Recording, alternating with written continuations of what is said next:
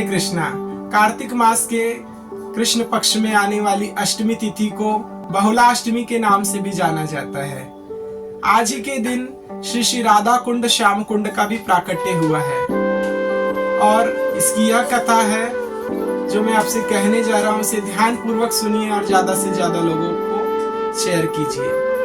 तो कथा यह है कि भगवान अपनी बाल्यावस्था में जब गौचारण लीला के लिए जाते थे, गायों को चराने के लिए वन में जाते थे, उसी समय कंस ने एक असुर को भेजा भगवान पर आघात करने के लिए। उसका नाम था अरिष्टासुर।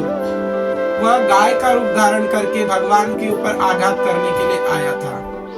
तब भगवान ने उसी समय उसे पटक पटक कर उसका वध कर दिया और तब वध करने के पश्चात वो राधा रानी के पास गए।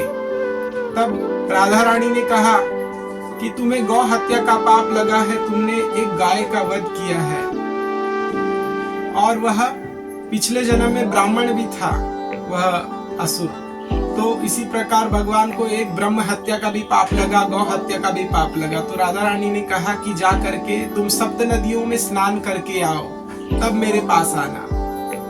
तो भगवान ने कहा चलेगा, मैं जाता हूँ सप्त नदियों में स्नान करने के लिए। तो भगवान ने तुरंत ही अपनी मुरली से वहां पे कुंड का निर्माण किया और उसमें भगवान ने तुरंत सप्त नदियों को आवाहित किया और सप्त नदियां वहां पर प्रकट हो गईं। गंगा, जमुना, सरस्वती, नर्मदा, सिंधु, कावेरी, यह सब सप्त नदियां आ गई और भगवान ने उसमें स्नान किया। उसके बाद फिर वो राधा रानी के पास गए।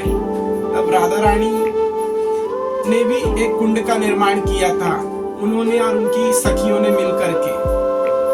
वह कंगन से अपने उस कुंड को खोद रही थी। तो राधा कुंड, जिसे हम आज राधा कुंड के नाम से जानते हैं, उसका एक नाम कंकण कुंड भी है, प्राचीन नाम।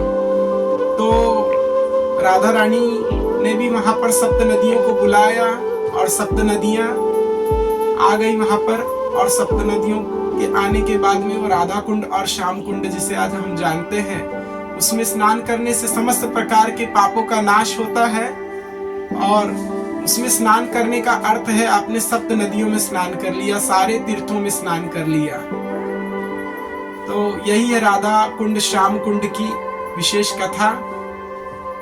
हरे कृष्णा, धन्यवाद। आप सभी को राधा कुंड श्याम कुंड प्राकट्य दिवस की ढेरों सारी हार्दिक शुभकामनाएं। आप सभी को बहुला अष्टमी की ढेरों सारी हार्दिक शुभकामनाएं। हरे कृष्णा, धन्यवाद।